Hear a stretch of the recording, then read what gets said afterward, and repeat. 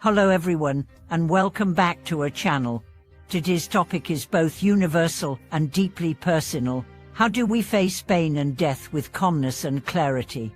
These two experiences, pain and death, touch every life. Yet, most of us spend our days avoiding even the thought of them.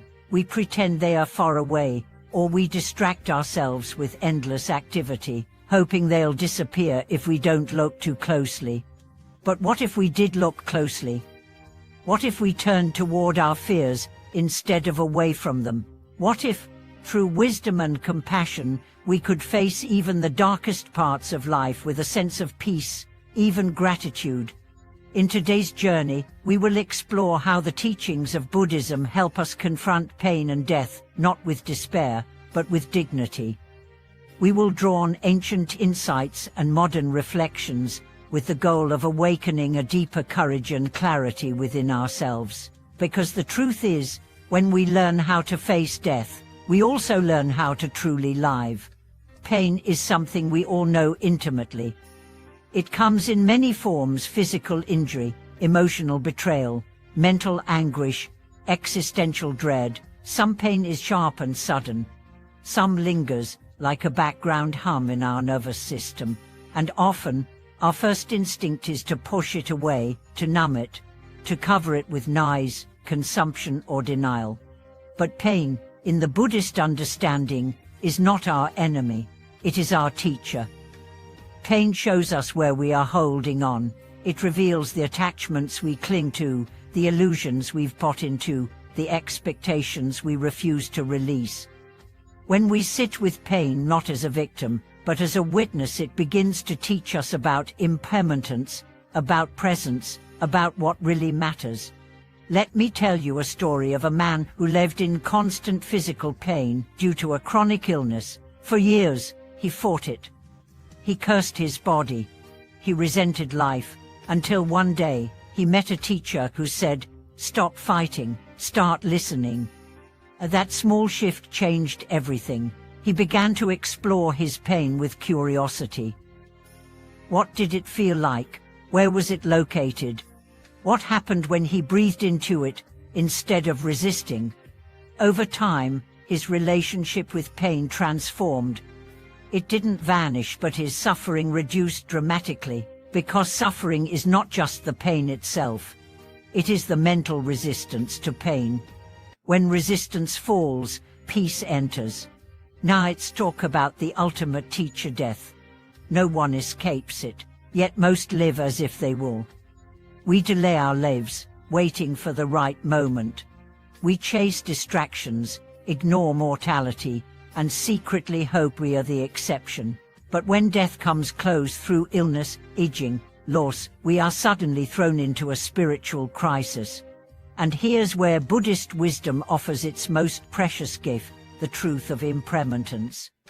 Nothing lasts, not joy, not sorrow, what this body, not even the thoughts in our heads. Everything is in flux. Everything changes. When we stop fighting this truth, we can begin to live with far greater openness and ease. There's a beautiful teaching in Buddhism that says, to contemplate death is to awaken to life. When we remember that time is limited, we stop wasting it on what doesn't matter. We stop holding grudges, we speak the truth, we love more freely. We let go more easily. A dying woman once said, "Only when I knew I was dying, did I start living. I stopped caring about what others thought. I stopped delaying joy. I stopped pretending." And isn't that the real tragedy? That we wait until the end to begin. But we don't have to.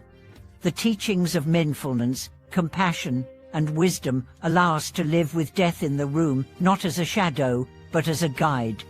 Death can teach us how to appreciate each breath, each meal, each conversation. It can teach us how to forgive, how to release fear, how to show up fully. Let's talk about mindfulness. When we bring full attention to the present moment, we weaken the grip of fear. Because fear lives in the future. What if this happens? What if that goes wrong?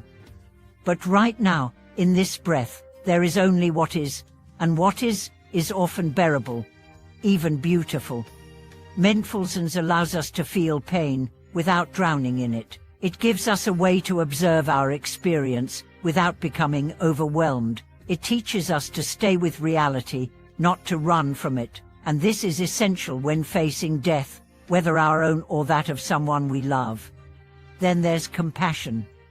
Compassion is the soft light that makes even the hardest moments bearable. When we suffer, we can open our hearts not only to ourselves but to all beings who suffer. In that moment, our pain becomes a bridge, not a wall. We stop asking, "Why me?" and start understanding, "This too is part of the human journey." And finally, wisdom. Wisdom in Buddhism is not intellectual, it is experiential. It is the deep, lived understanding that everything is interconnected, impermanent, and empty of a fixed self. When we truly grasp this, we lose our fear of ego death, because we see we were never separate to begin with. The body comes and goes, the mind shifts like weather, but awareness remains. Let me share a story of a spiritual practitioner who faced death with luminous grace. Diagnosed with terminal cancer, she chose not to fight death, but to dance with it. She meditated daily. She wrote love letters to her body. She surrounded herself with beauty and friends. Her final months were not filled with despair, but with radiance. She said, "I am not dying, I am returning. I am completing a circle." And what a beautiful way to live so awake to death that life becomes sacred again. You might wonder, how do I apply this in my own life? Start by sitting quietly each day, even for 5 minutes. Reflect on the impermanence of your body, your thoughts, your relationships. Not to become sad, but to become clear. Then ask what really matters. What am I afraid to feel? What have I been postponing? Use these questions to guide your choices. Speak honestly, love deeply, forgive quickly. Let go of what drains you.